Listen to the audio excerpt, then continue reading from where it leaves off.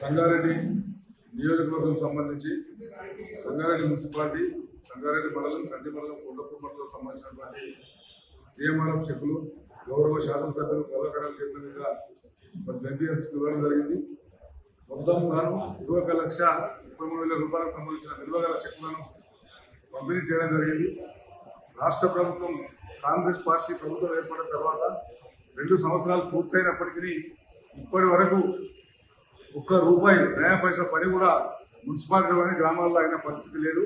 ముఖ్యంగా సంగారెడ్డి కాన్స్టిట్యూన్సీకి సంబంధించి పేదవాళ్ళ భూములు తీసుకోవడం తప్పిస్తే ఇక్కడ ఒక పని కొత్త పని చేసింది లేదు. ఇక్కడ ఒక సీసీ రోడ్డు కానీ రోడ్లు కానీ ఏ పని చేసింది లేదు. కాంగ్రెస్ పార్టీ నాయకుల స్టేట్మెంట్ చూస్తే అయితే రోజు ఇన్ని కోట్లు, 20 కోట్లు, 10 కోట్లు అని రోడ్ల పేరు పెట్టి పేపర్ యాడ్ సిస్టమ్ తప్పిస్తే 2 ఏళ్లలో ఏ ఒక్క పని కూడా పూర్తి కాలే.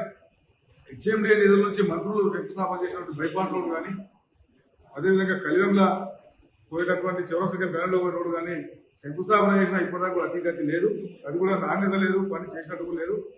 కాబట్టి కాంగ్రెస్ పార్టీ అన్ని రకాల ఫెయిల్యూర్ అయిన తర్వాత జూబ్లీహిల్స్ లో ఓడిపోతామని భయంతో అక్కడ ఉన్నటువంటి ప్రజలను భయభ్రాంతులకు గురి చేసి ఎంఐఎం సహకారం తీసుకొని ప్రజలను భయపెట్టి గెలిచి మాకు ప్రజా ఆమోదం ఉందని చెప్పి వాళ్ళు అనుకుంటా ఉన్నారు.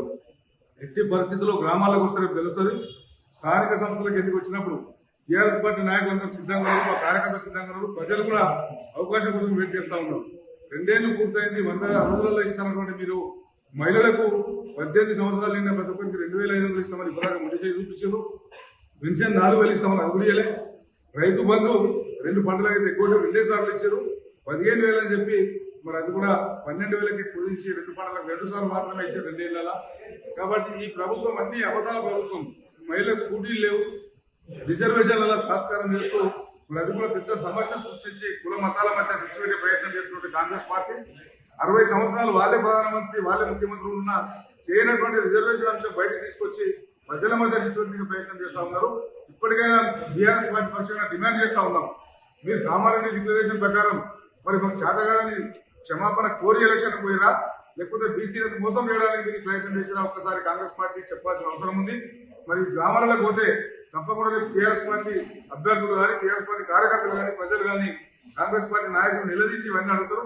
మీరు ఇష్టమైనటువంటి స్కీమ్స్ అన్ని కూడా ఇచ్చినాకనే గ్రామాలకు గోలికి మీకు అవకాశం ఉంటుంది. కాబట్టి తప్పకుండా ఈ రేపు రాబోయే స్థానిక సంస్థల ఎన్నికల్లో కర్రు కాల్చి వాత పెడతారు కాంగ్రెస్ పార్టీకి.